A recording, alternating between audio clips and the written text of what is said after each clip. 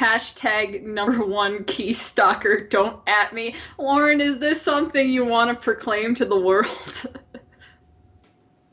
Yeah, we are not going to mention the moment where I accidentally cut the stream for a second. Max, why did you do this? As I said, accidentally, and we are not going to mention it. Hello and welcome everybody to the AWKWARDCast. ANY and Keyframe wonder about random dribble. British is blaming Abby for the stream cutting out.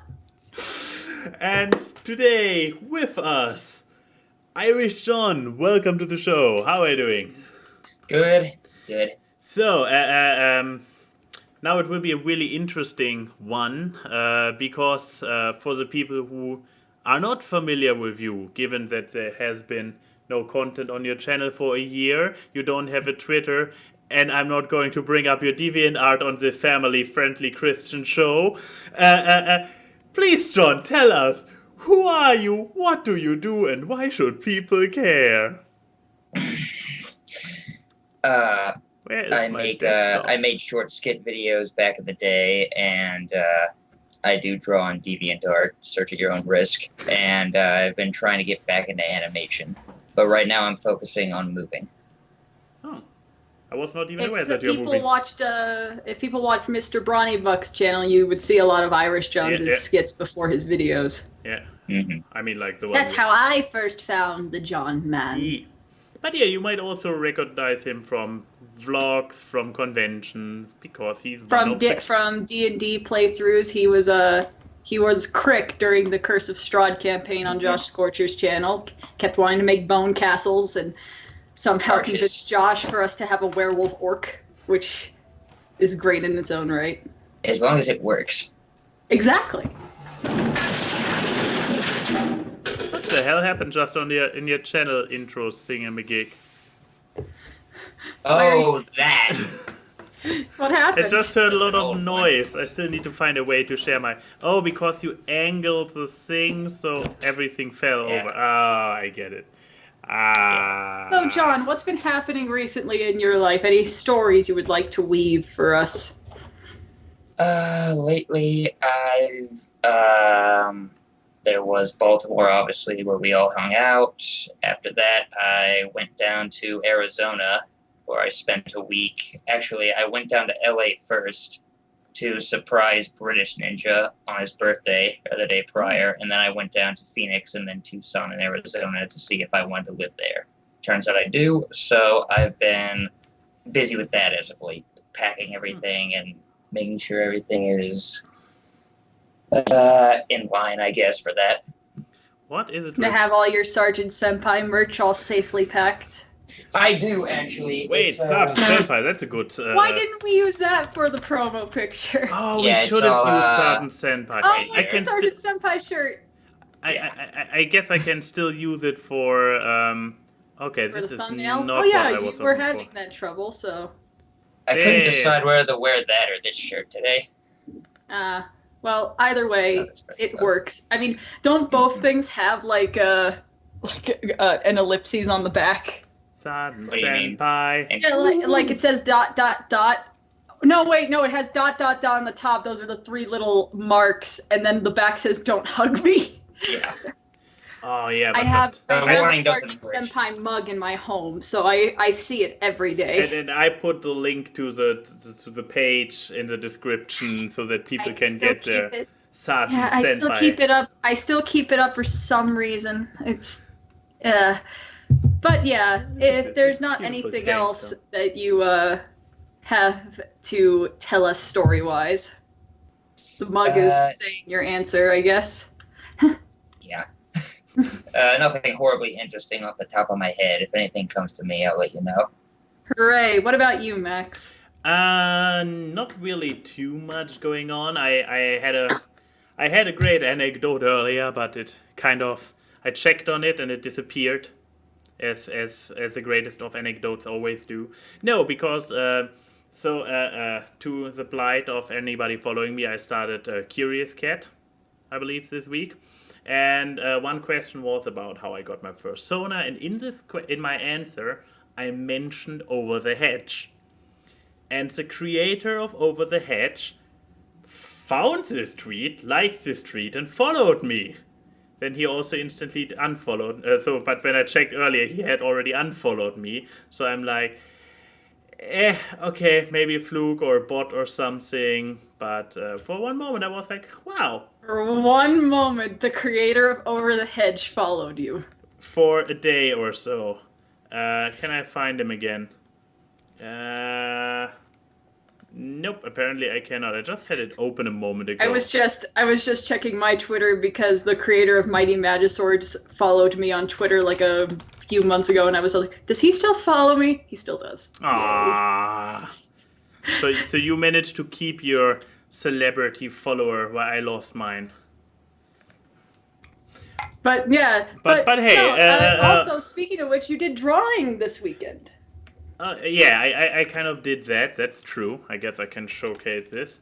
But yeah, Trotcom is still following me for reasons unknown. TrotCon follows everyone, though. Apparently. But yeah, I ran into a very interesting situation yesterday.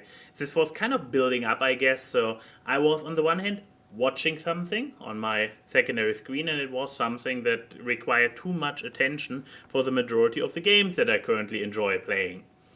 So I was sitting there going through my Steam library up and down. I was thinking like, yeah, I would like to play this game, but I cannot play this and watch it. I would have to pause the video, and it was like a long show I was binging. And more on this in the media. And after going up and down the Steam list and coming to the conclusion, okay, I cannot find anything to keep my need for sensual overload going. I need to do something. So I did it. I got up. I got my poor little vacuum drawing tablet up here. I de-dusted it. I actually had to get some kind of thing to de-dust it because it was like pretty gross. And yeah, then my intention was to actually draw, to get into drawing a very sketchy, quick cartoon style, because I still have this grand vision of doing, what are they called?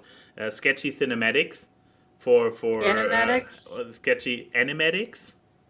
Yes. There are no animations, but the still frames that go into each other. Animatics. Yes, yeah, okay. Sketchy animatics, and probably with personas for like highlights of this show or let's plays or whatever. However, I got kind of sucked into it, and before I knew it, I draw an entire picture, and well, that is the result.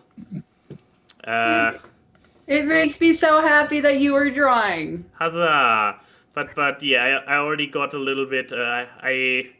I contacted my artist friend and got a little bit of advice, like how to make it better. Oh, I wonder what loser helped you out. I know, right? I know. But yeah, because I did not do things like actually having the skull shape, I just drew it and drew the hair and continued drawing into the neck, and this is why it ended up the way it did. And it also, the snout is everything but muscling. You were actually drawing a weasel. Yeah, like, it's not a mustelid at all. Like, but it was. But like, in all honesty, here's the secret, Chad. I was the one who gave him advice. In all reality, I didn't actually have to redline that much, so it's really good for someone who doesn't draw often. Oh, stop it! Take some pride, Christ! I'm the self-destructive one. Stop your deprecation. This is a table turning I don't like. Yeah, it's happening. I take the short end of the stick. But yeah, besides great people, great creators, famous creators, I'm looking up to, following me for a day and then disappearing again, and getting out my vacuum again. I don't think too much happened this week, or did it? I don't think so. No, it was a relatively normal week. What an uninteresting life. Yeah, but no, it was a good week. Had good. Besides you completely and utterly failing at DuckTales over and over and over again. I wouldn't go that far. How many times did we have to fight the rat? Oh, no, I just remember Too many is the answer to this question. that lupus actually counted, and I was shocked at the end of the stream when I saw how often I really died. Most of them were still in the Amazon in the first. Yeah, because someone wasn't patient enough to time their It has bounces. nothing to do with patience. There were fucking thorns on the ceiling. I'm playing you a song on the world's smallest violin. Well, if I ever get around to finally catch up with my releases on my Let's Play channel, people can see for themselves if it was impossible or not. And I gotta play it now to just show that you are bad and I am right. Totally. But yeah, you're not supposed to talk about future plans, Key. You're supposed to talk about what's going on in your life in the past, like last week, like since last AWKWARDCast. Wow, that 10 out of 10 transition right there. I know, right? I'm pretty good at it. My week was a week that I'd rather not repeat, except for rhyming. Except I got something special that I showed in the pre-show, which is this wonderful, lovely beauty, which is the 50th anniversary Scooby-Doo Where Are You box set, because the dog and the meddling kids are 50 years old as of, like 4 days ago or 3 days ago. And for only $95.47, this toy can be yours. The actual price was very close to your guess, Max. Okay. It was including shipping. It was $97. I paid $97 for the full series of Scooby-Doo, a series that I watched when I was a child, and I've probably seen each episode at least 20 times. But I mean, like, I don't regret my purchase. It's so nice to actually see these episodes in high definition. And the best part about seeing a show like this in high definition is that you get to see how crappy the animation actually is, which to me is the reason you would want to get a cartoon from the 60s, because you get to see like the parts of the cell that are like painted over, like the mouths and the seams in between. And some people were criticizing it on Amazon because of that. And I'm like, that's just the animation of the show. Yeah. Why are you buying a Blu-ray of a cartoon that's widely known to have the budget of a ham sandwich? Like, you should be knowing what you're purchasing, you know? But like, I'm very happy with my purchase. I'm very happy to just see on my timeline so much fan art, because like the thing that was the light of my life this week was the fact of so many fucking leaks of the Scoob movie kept coming out of like what the characters are going to look like and test footage and things. And people are actually like, I want to see this movie now. It looks really good. I'm kind of hyped. And I'm like, you people denied me, and now you people are joining me. Hi, I am your gatekeeper. Come on in. Like, it makes me so goddamn happy to a stupid amount of happy. But then besides that, my week was just uneventful. Working, doing so many, I was working a lot to just kind of fill up my brain, because my brain was just like, if you're working, then you don't have to deal with anything else. And that's a great mindset to have for productivity. Probably not for anything Mental else health. in your life, but for productivity, you sure as hell know that it's good. So yeah, my week has been very Scooby filled and avoiding DuckTales spoilers filled, because thanks Disney for basically doing a Steven bomb of the rest of season 2 of DuckTales. Yeah. I appreciate it. I really don't want to be watching half of these clips, because I'm not watching them, but I keep seeing them on my Twitter timeline, because so many people are like, this scene is unreal and all this, and I'm like, I'm sure it is. Stop it. Yeah, I'm getting closer and closer to the point where I have to simply unfollow Tricky Fox, because his Twitter is just a spoiler fountain for anything currently coming out. Yeah, his Twitter is a spoiler found for DuckTales, for Dalmatians, Okay, for there's everything. nothing to spoil in Dalmatian. Okay, no, I know there actually is because I've seen these clips and I'm like, it's like, fuck you. But like, I have had to unfollow a few people because they kept, and it's the same people that I refollowed out because I had to unfollow them like a couple weeks ago because of the Steven Universe movie, and I was unfollowing them because they kept sharing spoilers about it. Like, okay, Anybody you want to warn PSA style want to warn people about? No, I'm not putting people on blast. I'm just saying, people in general, I know you watch this. I know you're following me. Oh, really? Stop it! Put hashtag spoilers at least in your Twitter so we can soft block the word. Please. It's time to stop. It's time to stop. Where are your parents? Didn't you learn anything from Endgame? Like, come on now. But yeah, that was my week. Very productive, I know. Huzzah! But that's why we have media, because I can talk about something that a channel that I basically binge watched in an entire week. Oh, okay. That's the thing, and I guess you wanna go there first? I thought we would go in reverse order anyway, sure. So. I never noticed if we had a pattern there, so please. We usually do. But no, my Chrissy's YouTube channel of the week, as this segment is slowly becoming, is a channel I found called Salty K Dan. There's no good way to describe this channel because you would look at the avatars and you would think it would be like maybe storytime animations or something. Or it's Dan. I mean. No. I mean, wait, what's the name of this guy who also draws and this fighting if emotions were buff dudes? Shen? Shen. Yes, because he looks like Shen. DK Dan actually gets insulted if people call him Shen. Like his friend. Okay, so except for the green nose, this is Shen's OC. Salty DK Dan is that one, the one with the green nose, and then you have his friends that usually accompany him. And his channel is like, you would see some stream highlights because he streams a lot, and then you also have like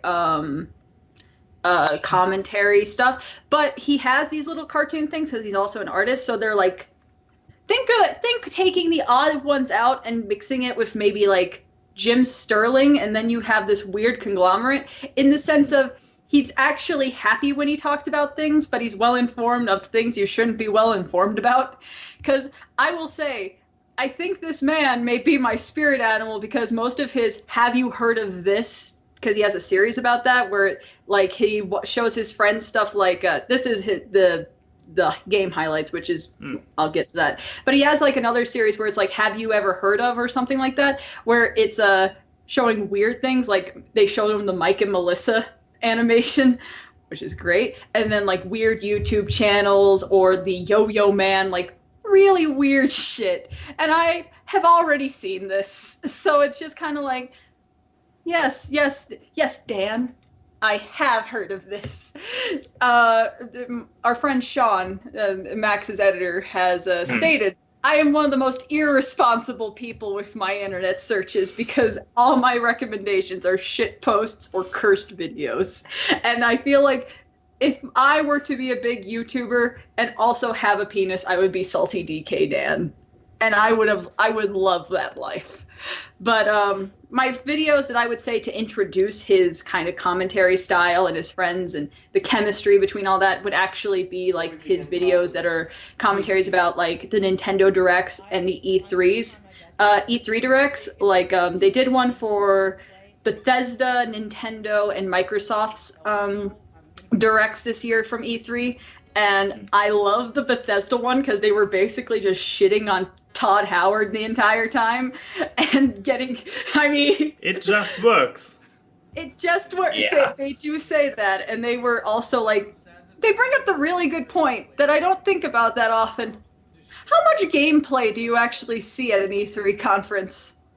Well, it depends on how good the developer is. Yeah. Well, Bethesda has shown none. But like it's a very as you can see, he puts a lot of editing into it. It's not just talking over. It's not like a WTF is this where it's just gameplay and talking. There's a lot of editing and a lot of heart put into this kind of stuff, which you would not expect from someone who shows stream highlights of him playing the Alvin and the Chipmunks Wii game or the Nintendo DS Shrek game where you play as Shrek's kids. These are things that exist, and he brings this to light, and it makes me so happy. If you like a good laugh, I actually I don't know people who wouldn't like this channel. I know there's a lot of things I've recommended on this podcast that are very much like, these are Chrissy-centric things. These are things only Chrissy would like. Probably most of my Defunct Land recommendations. However, this is one that I think, like, my friends, I'm Todd. Ah, nice. Yeah, see, if you can laugh at just looking at some of this editing, you'd like it. I was looking at the chat. Oh, I have a single joke enigma and I'm using it. Yep, you do. But I really recommend that you guys watch it. But this is also the. I also want to kind of get Dan to be on this podcast because he seems like someone who would gel with us really well. So if I'm recommending someone that I would put on the elusive list that only special people like the Irish John has been on, you know that it's a good recommendation. Then again, I've also put John Drinks Water and the Golden Retriever that I watch on YouTube a lot on there. Wait, you actually put Tucker on the list? Yes, I put Tucker on the list. I also put a note that it would be an April Fool's episode. And you put Jenna Marbles on the list. What, Jenna? Okay, I'm going to argue here, like, tangent. I would argue Jenna is a great guest because she is one of them. Put aside your hatred for her dogs for 5 minutes. She's a very intelligent, self-made woman that has a successful radio show, a successful podcast, and is one of the OG YouTubers that still makes content that she likes and doesn't devolve to just trends. Oh, you know who is also on this list? Who? Barack Obama! I will get Jenna Marbles 50 times over before I get Barack Obama, and you know it. I have to endure Jenna 50 times, but then you get Barack Obama? You've never even met Jenna. You just have met Kermit vicariously through the pure saturation of Kermit things I put into your life.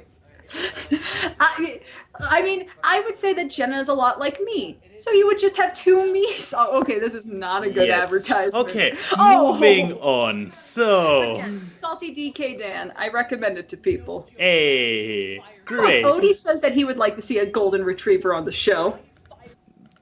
They're all good dogs. Exactly. We need a good boy on this show for once, because the one we have right now isn't. It's true. Yeah. Okay. Okay. John, what about you? What is your media? Oh, I was bringing up the video game me and my friends have been playing lately called Deep Rock Galactic. Basically, it's like a cooperative game where you and 3 other people join a team, and you're dwarves up in space, and you get in these space shuttles that go down to this alien planet, and you gotta dig for minerals like gold and stuff that's like made up and only exists in the game. And y'all play as dwarves. I think I mentioned that already. It's funny because in the lobby, you're up in the space station, you kick barrels in a launch bay, and the guys in management will yell at you over the phone. You can get drunk at the bar and stuff like that before you go to work, which is always good. So where exactly is the difference between this game and your real life? Well, that's in space. Ah, okay, I see. And there are like different areas to go to. There are different bugs that try to kill you and stuff like that. It's pretty fun. I'd recommend it. It's they're doing a free-to-play weekend right now, actually. Ooh. I don't know how long that's going on. I think it ends tomorrow, but for the next couple of days, it's 35% off. So I got that for it. And what do you say? Who might enjoy this game or who should not? Anybody that likes first-person shooters. If you like Left 4 Dead or Payday 2, you'll probably like this as well. even thing with that makes it the mining going, is it more survival or more gathering stuff? Because like you go in, you have an objective, whether it's mine a certain type of rock, fix a machine, collect eggs, or sometimes you might have to kill giant bugs, and once that's done, you call in the escape pod, and a timer starts, and you have to get in before it leaves the battlefield. Okay, So it's kind of survival. Yeah, but with an actual objective and Yes. stuff. That sounds about right. Yeah, Like you the got song is not even over. Yeah. Short and That's a sweet and to video the point. fan made. Yeah, but yeah, I guess I linked the video below so people Look, can enjoy Abby the show. Rohde. Look, the Abby Rohde, the illustrious Abby Rohde, has given her sponsorship to Jenna Marbles. Wait, you met Jenna in person, Lauren, and you never told me? How dare you? But real yeah. quick, you don't mind if I go to the restroom real quick, do you? Oh yeah, it's just Max's media. Don't worry. Exactly. Who All right, I'll be right back. cares? He's going to the bathroom during my media. It's fair. Wait, He turned turn off off the the... camera. Is he going to the bathroom in his room? I don't... Why? I don't know. What's your media, Maxie? So I was considering a different. I was torn between two media, but one of the media I can probably finish off in 2 sentences. So which would be Once Upon a Time in Hollywood. Yeah, you went to go see it. I went yesterday to see it, and I did not only forget to take my usual picture and tweet about it. I also I don't have too much to say about it. It's a good movie. I enjoyed it, but it was also very Quentin Tarantino. You have like the story arcs of multiple characters kind of doing their own thing, and then it all comes together in the end in one big moment. You have it's one of, I mean, with Tarantino, you always have those. He likes 2 things: those talking, like very intense talking, and like super deep talking in a way that's not realistic anymore, and you have ultra violence. Now this is one of the movies which has a definitely big emphasis on the talking, so there is a little bit of ultra violence, blink it and you miss it kind of type. So, but fair warning, because when it happened, the entire cinema was like, oh, well, please, okay. Well, I mean, good. like, for people who don't know the Once Upon a Time in Hollywood, see, this is a movie I should have gone see for a media, because it interests me, because part of the plot's about the Manson family and the Helter Skelter getting murders. there. Oh, okay. Because sorry. for somebody... You said you were going to finish this in 2 sentences, so... Yeah, now it takes even longer. But yeah, that's the point where I was like, yeah, because I was not very familiar with the entire Manson thing. I just had the feeling all the references, this all seems like it is referencing something. I had the feeling I was missing something about it. Like, they threw in well-known names, while I would say that the 2 main characters from Brad Pitt and Leonardo DiCaprio were fictional, I assume. Yes, they're fictional, but like the people that they know, like Sharon Tate and Roman Polanski, those are real people. They're living next door to those 2. And so anybody who is familiar with the Manson family murders will probably be like, woo? And, but yeah, for me, the entire meaning and the entire references of the street they are living on, and so it all went completely over my head. I was watching this movie, and so let's just, without going into spoilers, let's just point out that it's similar to, not completely, but similar to Inglourious Basterds, an alternative history movie. And yeah, besides that, one thing I can say about it is that it once again is a brilliant showcase of what an absolutely amazing actor Leonardo DiCaprio is. It's insane. So he is playing an actor who is playing a bad, some kind of Western bad guy, and you see him like, he's like completely immersed while he is doing his scene. Then suddenly he messes up a line and he completely leaves character, like his character in a character, he leaves it and is now his first level character, like the actor, like, oh my, can I do it again, and then he does the scene again, and now you see him in his role, but like constipating and whatnot, because he is so self-conscious in this moment.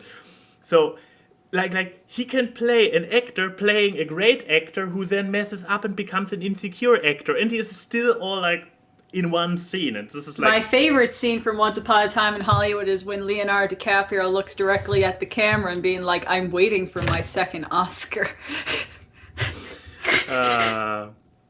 But yeah, once again, amazing. Also Leonardo DiCaprio, like I recall when Titanic came out. Yes, I'm that old. I recall, and everybody was just making fun of this boy baby face Leonardo and this lovey-dovey romance character. I have so much respect for this guy by now. He's such a versatile and amazing actor. Anyways, this was not my media. My media, which I finally finished, which I hoped to do last week, but it took me a little bit longer. The Dark Crystal, Age of Resistance. So, where to start with this one? So, people unfamiliar with it, let me just drop that there was an 80s movie by Jim Henson, like really big production. I believe he has never done this kind of a movie. I mean, the Muppet movies he did, but who were also big scale, but Dark Crystal, high fantasy, completely original world, original IP, and I believe Not it a didn't single use, actual human character in that's it. also true. All puppets, like from those gelflings over bigger puppets. I should have prepared an image of Skeksis. Because yeah, they are like you have nightmare material in this movie, like a literal nightmare material. Anyone who's ever watched Odds Ones Out talking about this movie, because he put that as his terrifying childhood media, And I can you know totally exactly believe it. which scene it is. Yeah, because it's Jim Henson, so you think Muppets. I mean, it's probably, if you're familiar with the Jim Henson storyteller, this is probably getting a little bit closer because it's more the fantasy fantastic and not the waka waka Muppets fantastic, silly fantastic. But yeah, it gets pretty dark at times. There's a scene in the movie where somebody basically gets their soul ripped out and the eyes go white and you see the skin aging and everything. So basically a little bit of, not the complete melting, but halfway there from the Crusaders of the Lost Ark kind of nightmare fuel. And so I was very, very curious about this NetSuite series then coming out, which this seems to be from I cannot even tell if it is from the movie or from the series, because they went for authenticity. Like they were like, I saw a making of earlier, and they were like, hey, you can put shots from the movie and shots from the series next to each other, and they look basically similar. They have insanely improved in technology when it comes to visual aids. They do little things with CGI now where the puppets now can blink. They just add like very small stuff, and every now and then when there's rapid movements or in the world, obviously it's also CGI. But when it comes to the characters themselves, they go puppet. They go puppet all the time wherever they can, and from this point of view, it's an absolutely amazing art piece. And they also got great actors for it. Like Mark Hamill is actually the character you just saw, the scientist. All the great actors. Taron Egerton actually plays the main character. Okay, he doesn't ring a bell to me. Kingsman. Oh, really? That's Kingsman? God, He's Gary. From Kingsman. Gary? You mean Eggsy. Eggsy, exactly. Yeah. I didn't recognize him without his suit and his hairstyle. But yeah, they also voice, you dumbass. They also got Simon Pegg for another Skeksis, so they got good people for the Skeksis. No, but here's the problem, because it was very strongly advertised as a prequel, and I kept for me it was the entire time in the back of my mind, like, okay, is it a prequel or is it maybe a reboot? And I guess, spoilers, I don't know. It is really a prequel, like 100% a prequel. And it therefore suffers from why I am not a fan of prequels. I made a video about it, check it out. I guess in the description down below. yeah, I don't want to go into actual details. If you have seen the movie, you can probably imagine where my problem is, given where the movie starts. Um, if you have not seen the movie, but you are generally like, well, what you have seen so far with the puppetry and whatnot, you are intrigued by this, by basically a high fantasy story with great artistic elements to it. I mean, you also probably need to be able to watch puppets all the time, because I can imagine that for some, especially younger people, it's like, this slower movement and whatnot is off-putting, attention span, yada yada yada.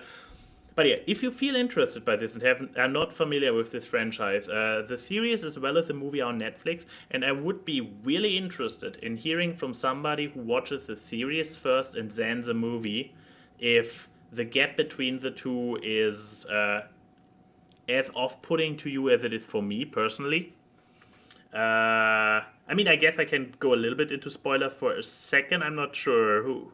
Wii Wii U, correct. So, anybody who wants to go blind into it, and please mute yourself until the screen turns normal again. But yeah, so the movie basically begins with all the Gelflings dead. There has been a war, all the Gelflings are dead.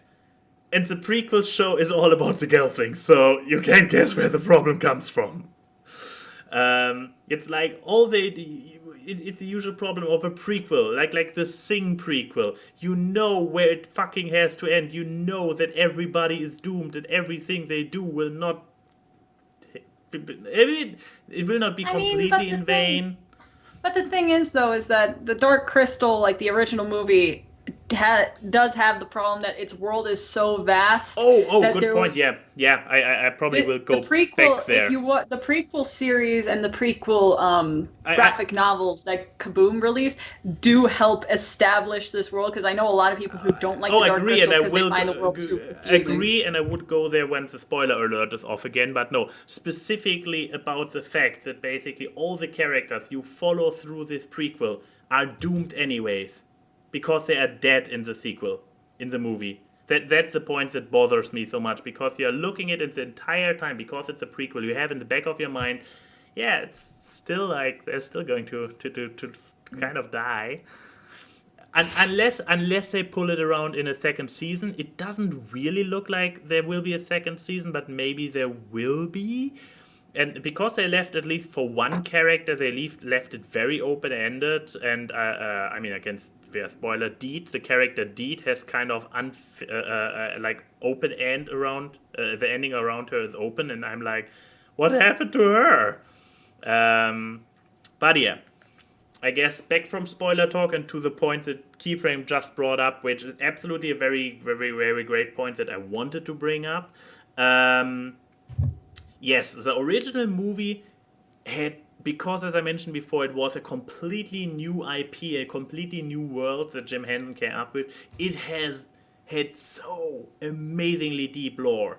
Like, there are those mystic characters with who are right there in the beginning of the movie, and there are like 9 of them.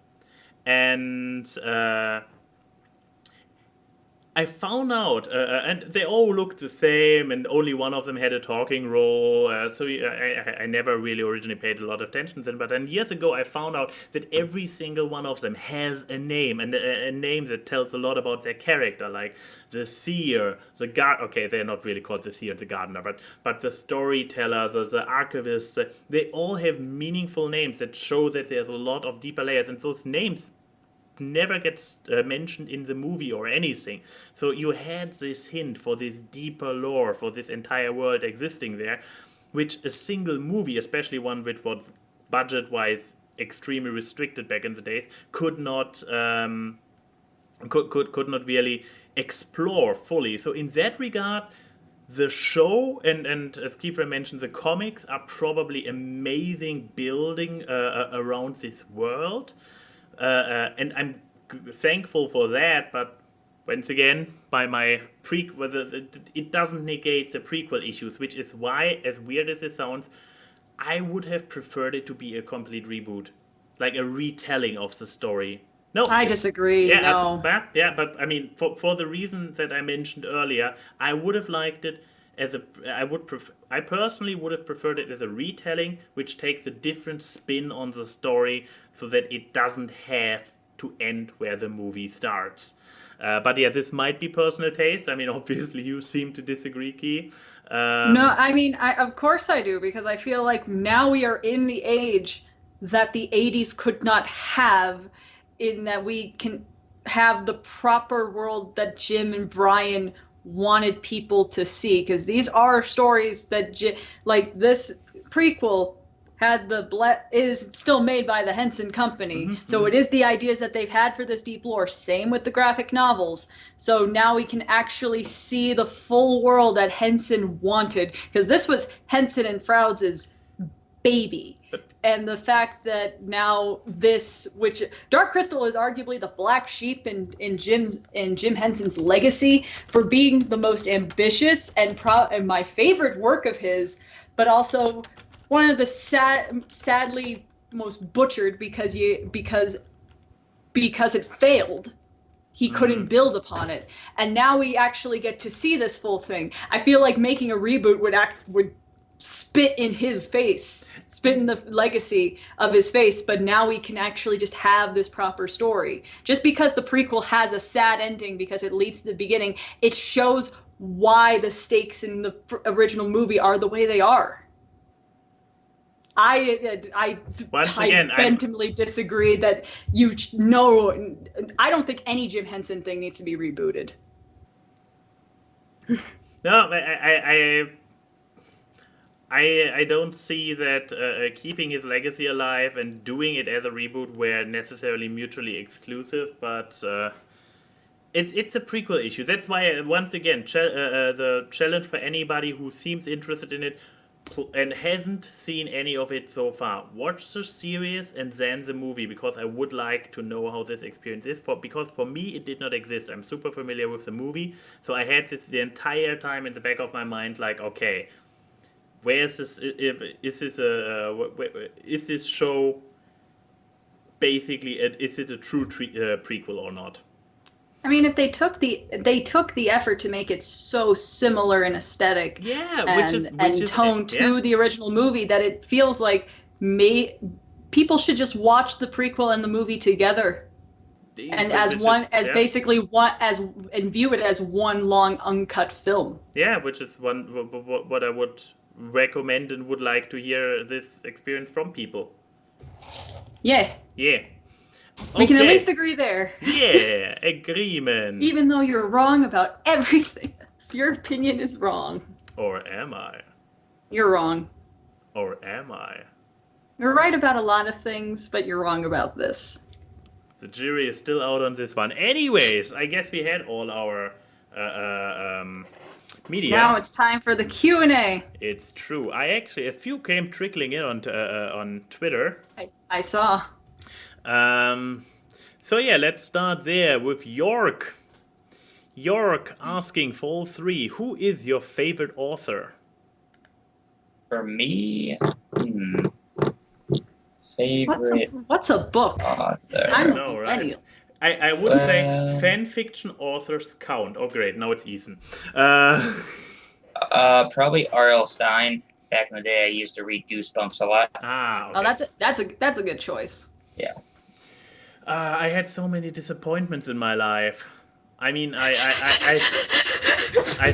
just a great set. Can someone clip that of "I have so many disappointments in my life"? I need that clip of audio just to have. But yeah, I mean, just to name a few, like, I got into Dan Brown when he was still writing his first few books, like with the entire the Demons and Angels, and then 3 or 4 books down the line, I realized, shit, it's always the exact same book. And with the 4th book, I could say, like, okay, that's the bad guy. I read it. Shit, it was a bad guy. It's always the same fucking formula. J.K. Rowling, big Harry Potter fan. After that, she went completely off the rails. So if you ask me, like, do you like the Harry Potter books, I will still answer, yes, great books. Is J.K. Rowling my favorite author? Heck no! Yeah. But I mean, at the end of the day, wouldn't you like an author because of their works? You could, instead of just the person. But she is also responsible for the Magical Beast spin-off. This is her writing in those movies. I like Magical Beasts. Even the second one? It's not as good as the first one, but I still like the world. I like the addition to the world that it is. But she's still a great writer when it comes to making a mystical world. Her writing of characters and their interactions are not that great anymore. Nah, I guess it's the end of our friendship. Let me unfollow you on Twitter and throw you out on Discord as my admin. Actually, have you guys heard of Tucker Max?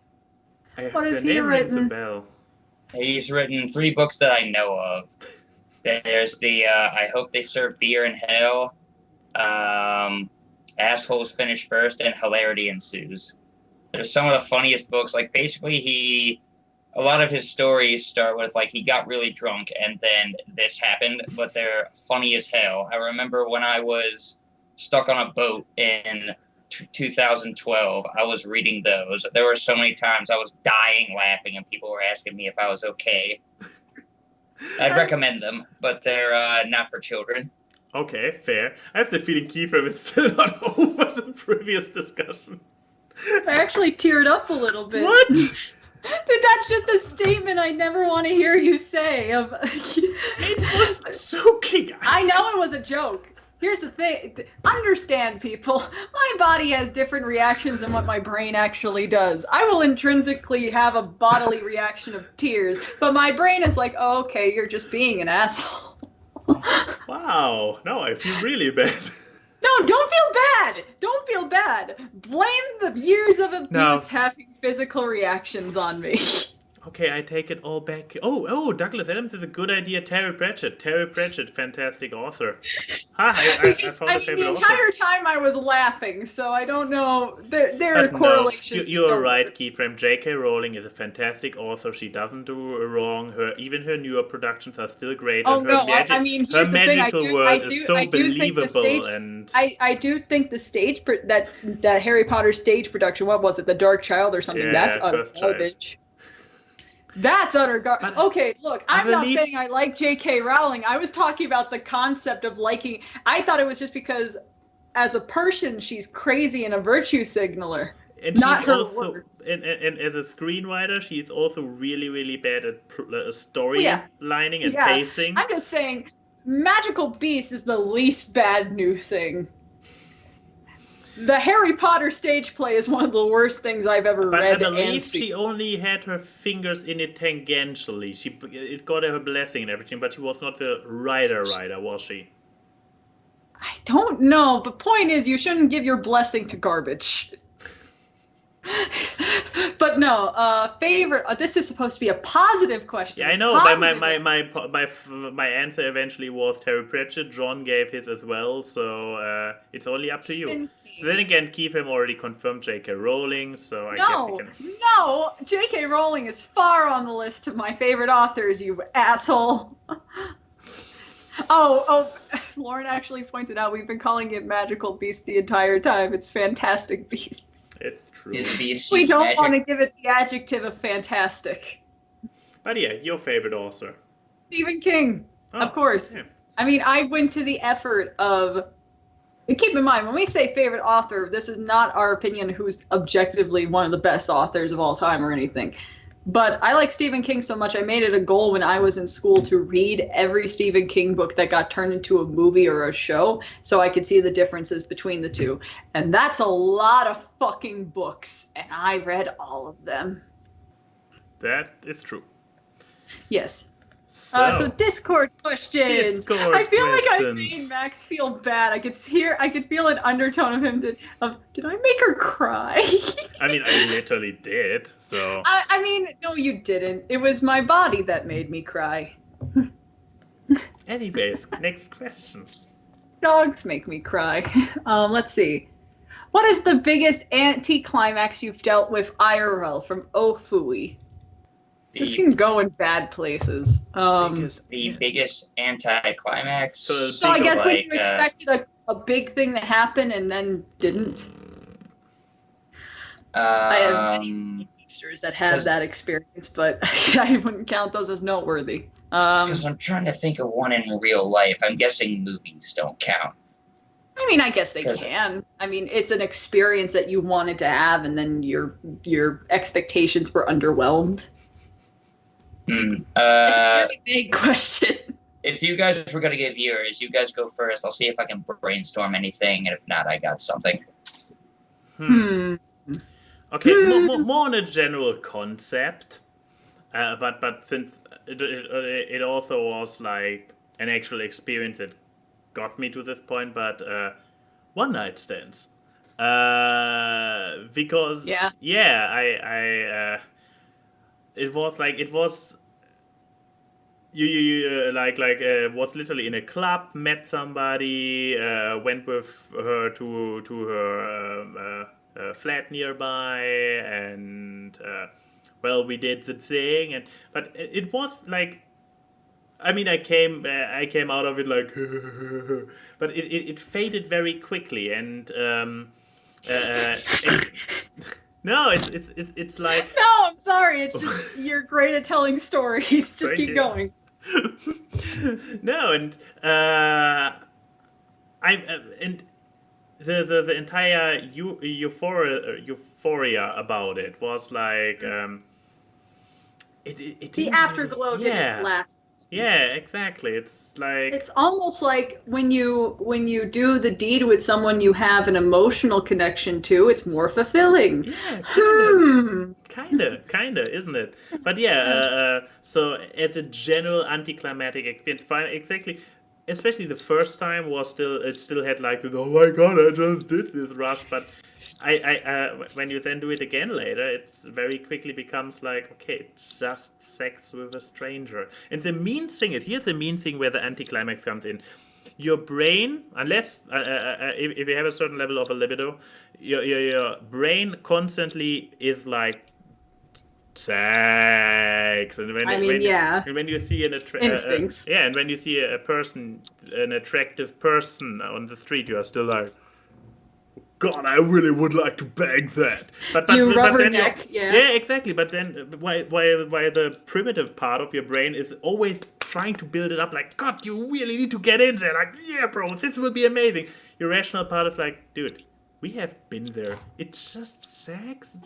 It's fine. It's fun, but it's not really that great. Stop trying to it's what separates us from the animals, but it still is same time proof that we are from the animals. Yeah. But yeah, now other people. How do you top that? Because that's actually a really good one. Not that I've ever experienced it, because I'm a boring person. All my intimate encounters have been with people that I have a deeper connection to than one night stands. I'm a loser like that. No, Odie is just like, at the moment in the chat, is like, I was fishing for more horrible con stories, but go ahead. I wouldn't count any horrible con stories I have as under the category of anticlimactic, though. It's probably the thing, if you're not too hyped for a con, like, oh my god, this will be so great. Exactly. Then you will also not have this anticlimactic feeling. I was most of the time aware of what I expected from a con, and most of the time my expectations are low, so I do get the climactic, because then they get superseded, because like when I went to like MagFest for the first time with DA Games and everything, like I just, I had the same point of view as every other con I've ever been to, but this one was so much fun, and I got to meet like a bunch of different YouTubers. I had to meet two best friends play. It was really cool. So yeah, but Anti-Climax. Okay, I have one. Given context, the Bucola family lineage are terrified of planes. Now I know what you're thinking.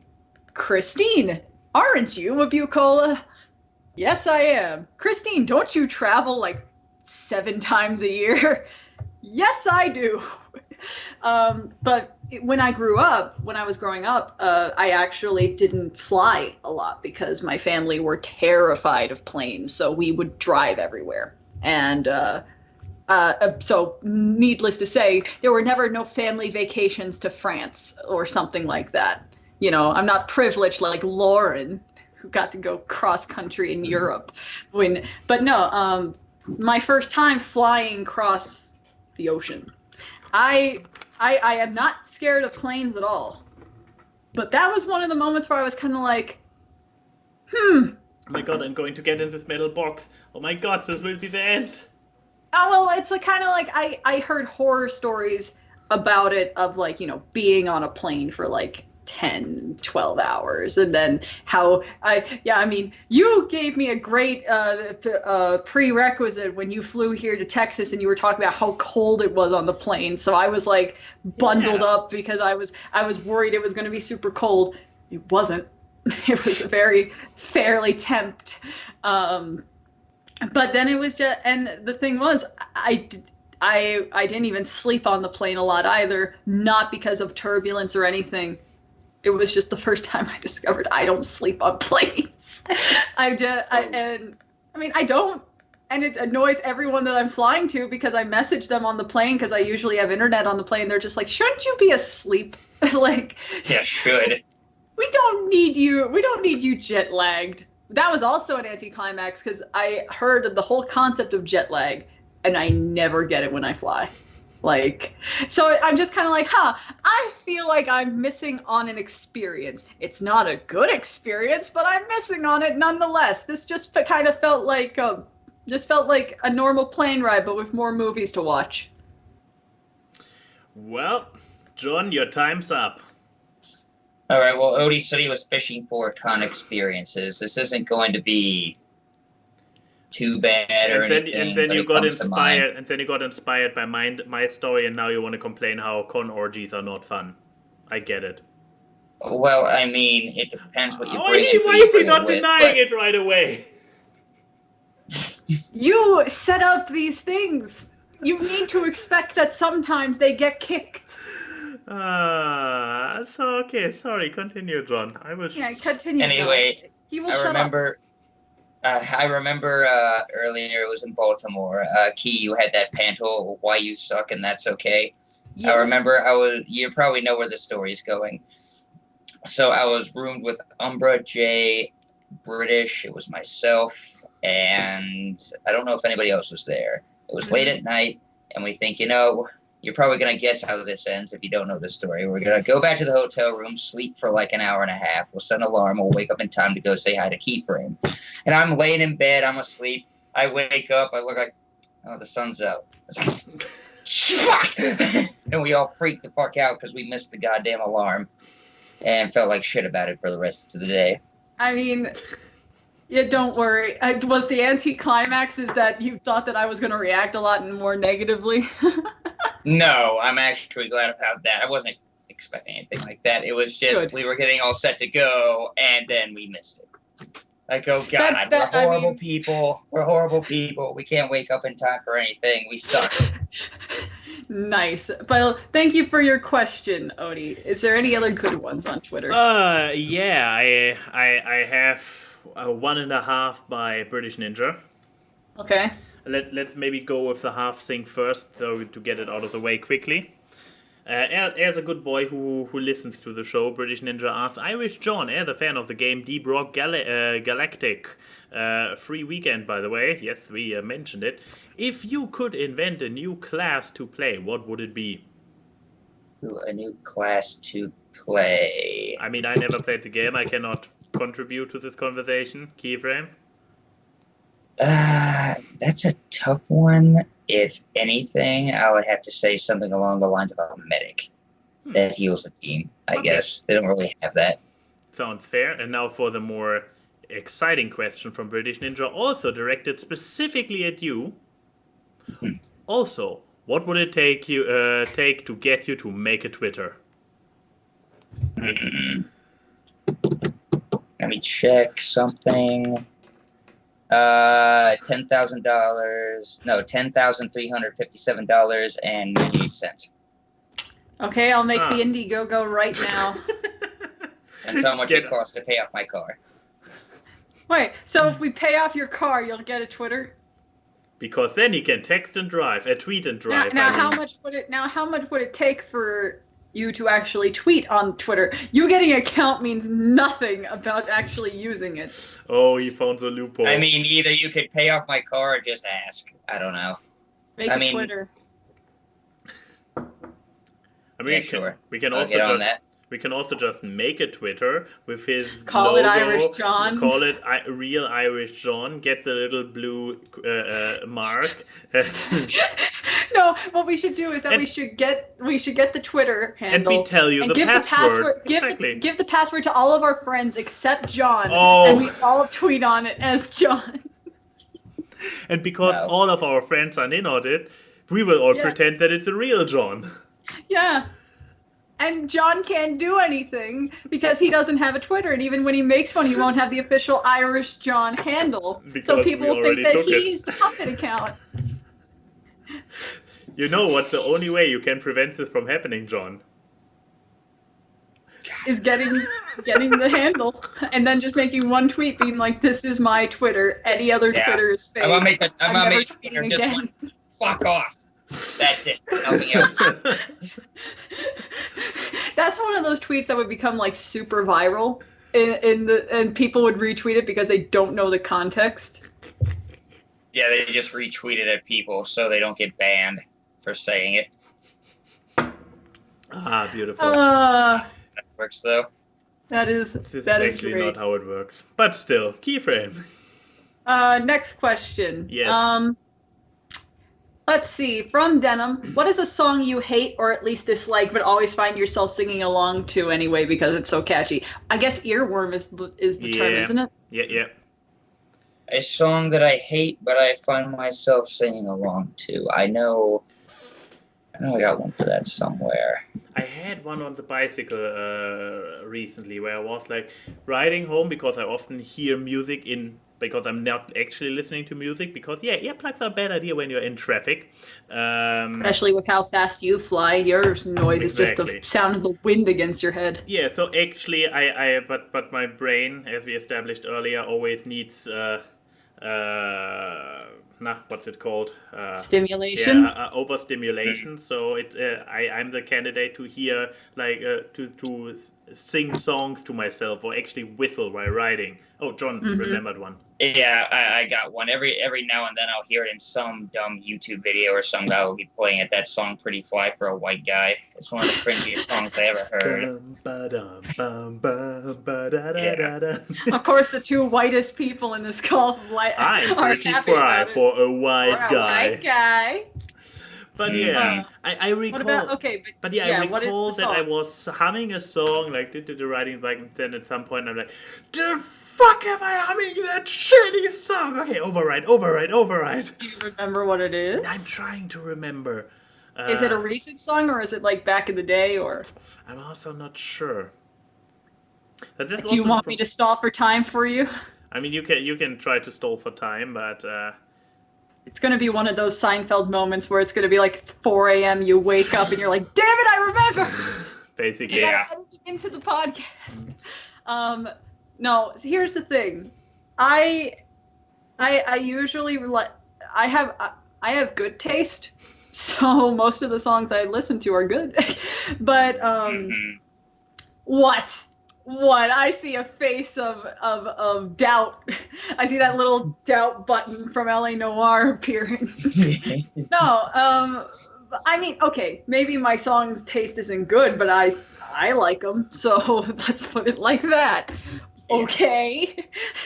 But I mean, I actually don't know what songs you're into. I listen to a lot of 60s to 80s music, and then if I'm listening to more recent stuff from the late 20th, early 21st, it's mostly like ska music and stuff like that, and gorillas and things like that. I like rock music. That's my main thing. But the thing is, I usually have songs that appear in my head at bad times, which I think is worse. Bad song in your head timing. Like, I could be having a very deep, influential conversation with someone, and then the fucking Cooking by the Book Little John thing is playing over and over in my head, and I'm like, this should not be taking up processing space in my brain. The story I remembered when I saw the question was, I think me and Max were in line for a ride at Phantasialand, and we were having a really good conversation about being content with life. Ooh, that was actually a deep one. Yeah, and in my head, playing in my head was, my name is Kermit and I like to eat feet. Like that fucking Kermit song that I keep playing on the podcast when we do the Garbage Fire show. And then I'm like, and in my head I'm like, no, because if I start thinking about that song, I'm going to start laughing while I'm talking, and that will not be good in this particular conversation. So please switch, brain. And it does switch to fucking, I'm gonna take my horse to the old town road. I'm gonna ride until I can. And I'm like, this isn't better. But okay, at least I'm not gonna laugh at this one. So that entire conversation of us talking about being content with life and everything, Old Town Road by Little Nas was stuck in my head. And I hate that song now, because now when I think about that song, I don't think about fun horse memes. I think about a deep conversation about life that we had in line for a roller coaster. Wow, I guess it lets you remember the talk. But yeah, none concrete song came to mind for me. But I hope I compensated with a fun anecdote so all you guys know. Like, every now and then, Max is just riding his bike like, Fuck, why is this song in my head? I will take pride that I've gotten that Kermit song stuck in other people's heads, which is great. Like, I've been in Discord calls, like with Chris and co, and I will hear someone humming, like the anger building. Also, Lauren, that's also a good answer. The fucking Barbra Streisand. Any song that's like that, I hate. See, we've got a decent answer out of you.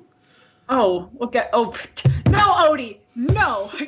Oh, we got another good answer for Keyframe. Country Roads. The thing is, Country Roads was a good song, and then Fallout 76 happened and ruined it for everyone. Mostly me. Max, you've talked about this. I don't like it when you lean into your mic in general. I don't need you leaning into your mic humming a song I can't stand. Babadi boobada, babada babadi. Scatting isn't bad. Next question. Okay. Let's see. This one's also from Odie, because this one, he had two good questions. Oh boy. What's a style of humor or humorous scene that everyone likes but you can't stand? What is it? I know my answer already. Oh, tell. For once, I instantly have an answer. Ending gags. Like at the end of an episode or something where a character does something completely not funny and everybody's like, cut to black. Those kind of non-jokes, because within the episode, the characters have humor. They always roll their eyes on those kind of shenanigans. But now it's the end of the episode, so suddenly everything, no matter how brain damaged, is funny because cut to black. I hate it. Next one. Right. You are a bundle of joy. What about you, John? Style of humor everyone likes, but I don't. Or a humor trope. A humor trope. There's got to be something I can think of. Let me. I'll stall for time for you. Yeah, stall for time, please. Star versus the Forces of Evil really highlighted this. I don't get random humor in the sense of like, just for some reason they do something weird or they have like those weird stuttering moments. Mm-hmm. I don't get, it's like, especially in all these have the preface of overall reliance on anything is bad. But like there was a fucking moment from a season 4 episode of Star where he was like, where Tom was like, oh, we could take him down. He will take us down here because he's my grandpa, pa. And I'm like, is this supposed to be funny? I think me and Max were actually watching this in a hotel room or something, and I could hear him being like, sometimes this show is just bad. And they finally confirmed that it is probably more than sometimes bad.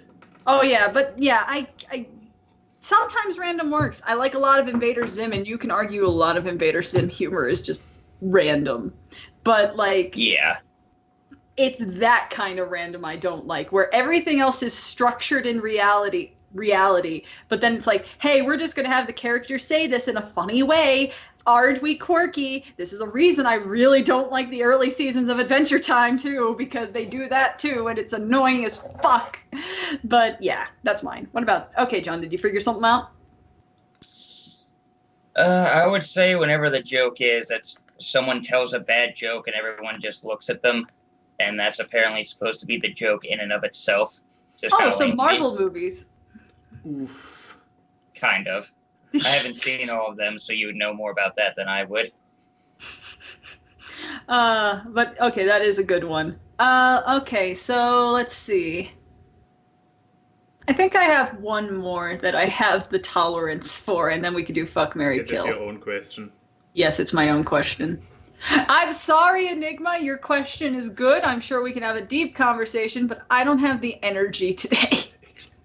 I don't need an energy to tell you what 5 things I plan to do on in this next decade. Because that's a job interview question, man. Ask Awkward. What is a video that comes to your head that you would call cursed? So what is your top cursed video that you know? Oh, John has an answer. I knew this would be a good question, John. Does it have to be like age appropriate? I mean, you can at least talk age appropriate. I could tell you the Twitch. title. You could tell. Okay, tell us the title. Have you heard of the grapefruit technique? Here, describe us the video. We can't show it, but you could tell us what happens. Give us a plot synopsis. I'm not going to ruin the surprise. Okay, so give us the title again. It's an instructional video called The Grapefruit Technique. Make sure your speakers are turned down a little bit. Okay, fair. Yeah, I wouldn't just have it. Let's have Max watch it without anything being shown to the Twitch chat and see his reaction. Yes. Post-show stuff, I would say. Okay, it will be post-show stuff, but cool.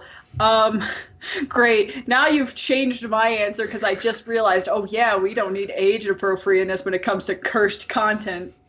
Because now a lot of live leak stuff is coming to my head of one man, one jar is cursed, in my opinion, which is involves a man, a jar, and some self-discovery and blood.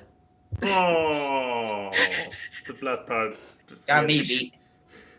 But no, I actually did have an appropriate cursed video.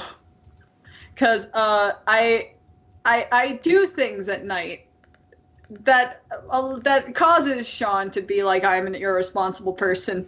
In Discord calls, I'll just start playing cursed video playlists. And then they also notice that most of these cursed videos I have watched. My favorite type of cursed videos are videos that you wonder, why were they made? And why do they exist? And I have one called POV of James Charles waking you up at 2 a.m. And it is one of the weirdest things I've ever watched, and I just find myself... You only need to see the thumbnail and know that this is an amazingly bad video. It involves James Charles and J.K. Rowling and Sheldon from The Big Bang Theory, and them waking you up at 2 a.m. Okay. I just want... Don't play any audio from it. Just show... It's appropriate. It's on YouTube. It's appropriate. But just have it play, and you could see this is the type of content that Chrissy watches at 3 a.m. when none of her friends are talking to her. Maybe this will encourage my friends to message me more. Oh, Lord knows what this is. You're saying this kind of video gets people to talk to you more? I think they talk to me more to help because they're concerned about what I do at night. It's just wait. Lauren, did I send you this, or did you find this on your own accord? Because this says a lot about you.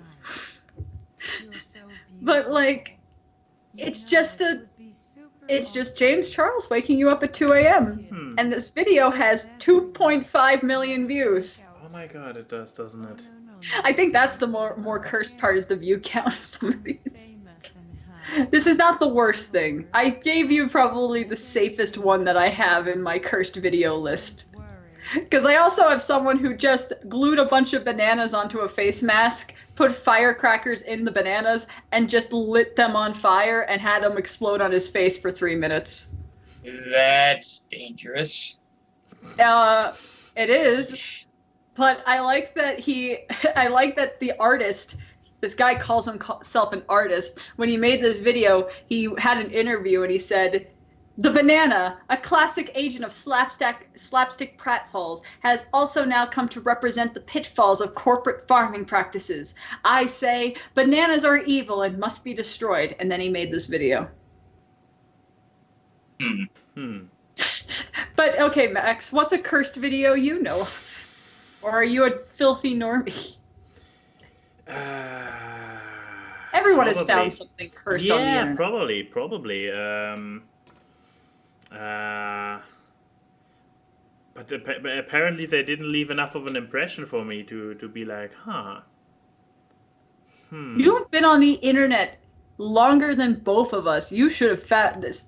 A lot of famous curse content is from the early days of the internet. So, I mean, John already. I'm disappointed. I'm pretty sure whatever John brought up was porn related. So obviously there is some. Is it? Yeah. Is it, John? Okay. I know It- one man, one jar. Definitely. There is a dildo in the video, so you Well, know I imagine it's not safe for work, but it's not gonna. Just watch it. Not if you're a kid, though. Not if you're a kid. I don't need angry moms telling me, why is my kid afraid of grapefruit now? Okay, so all of our underage viewers of the Awkward Cast, first of all, you shouldn't be watching this show. I believe I never said took the age filter off my Twitch, so it should show all my content as mature content.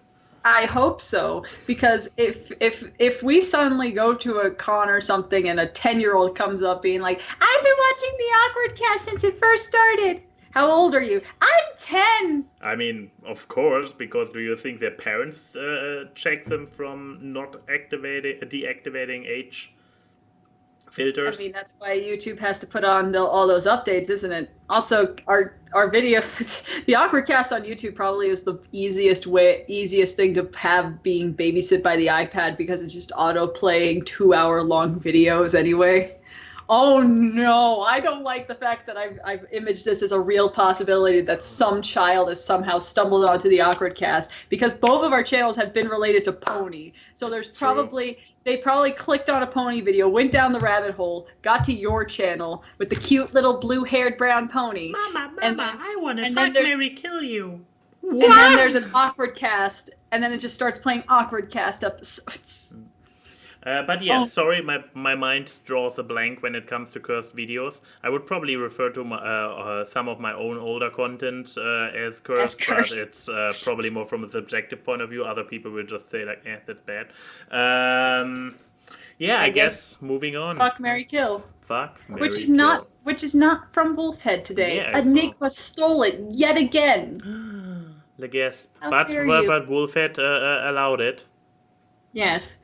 So, Wolfhead last week talked about a hilariously bad movie. So let's see which big-time screen picture gets the limelight and which one gets the big shaft in the weekly installment of Fuck, Marry, Kill. Amazing movies. Far From Home, How to Train Your Dragon 3, and Godzilla, King of Monsters. With such Titan-like movies, I want to hear how these ones get ranked with detail and importance. Time to sit back and watch the presentation. Oh, I have a bad news about it. Uh-huh. I have only watched 2 out of those 3. Did you not go to see Godzilla? I did not see Godzilla. How dare you? I missed it. I also missed the first one. And King of Monsters looked amazing from the trailers with all the big ones and so on, but it's not good for its survival, in my personal end. But yeah, You John, watch illegal things all the time. You should have just watched on Put Locker like a good American. It's true. But yeah, John, have you seen all 3 of them? I have not, unfortunately. There's a lot of movies that I haven't seen. Like, if you're asking me, I didn't see them because I thought I wouldn't like them. Which one off the list have you seen? It was Far From Home, Godzilla, and what was the other one? How to Train Your Dragon 3. I haven't seen any of them. Oh no! So this makes it even better. This makes it. Well, I mean, this makes it even better. So John has to grade them by reputation alone. So John. So it's fuck, marry, kill, right? Yes. And it's the movies. Yes. Okay. I would marry Far From Home if only because I heard it was good. And I would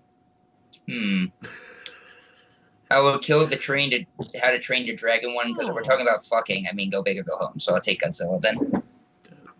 Okay. I guess. I got nothing else to base it on. Post-show content.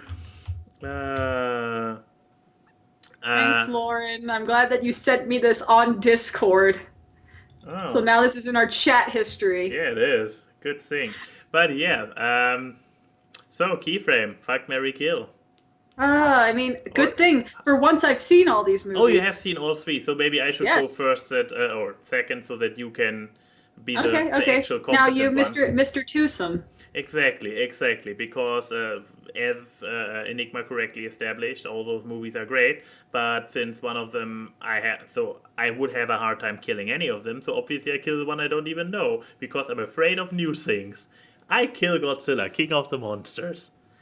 That is such a Central European thing of you to say. I don't like new things, so no. I mean, you say it's a Central European thing, but then again, isn't the American history specifically built on this attitude? Hey-oh! You know, this doesn't get our guest to put the phone down. He was a U.S. naval officer. Naval officer? I don't know what you were. You were something in the military. Oh, okay, I get it. You know, I'm picking up the phone for a reason. You asked me nicely to. Oh, are you making a Twitter account? Mm-hmm. Oh! Okay, I thought you were just bored with us. No, I'm not. I'm not gonna do that. That's beyond dickish. Do that before, so I'm just gonna be looking at my phone. Oh, yeah. I'm on this I'm on this podcast I'm on right this now. loser podcast, man. I could be playing. You're playing Roll20 on your phone. Here's the thing, Keyframe. This is actually what his first tweet is. He wants to tweet about this lame podcast he's on, but since he doesn't have a Twitter, he first needs to create a Twitter account just to diss our podcast. All right, so you were killing Godzilla. Yes, simply because I don't know him and all the other monsters. So, Far From Home is How to Train Your Dragon.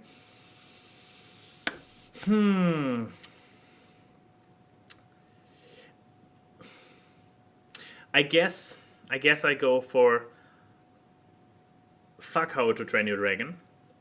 Because it's a little bit of a more mature movie, and I mean, it is lizards, and it is also over. It's like the final installment, hopefully. I mean, I heard rumors about a fourth part, but let's for the moment be like, okay, it's the end of the trilogy. So it's something more concluded, and you don't want to have the marriage being concluded from the get-go.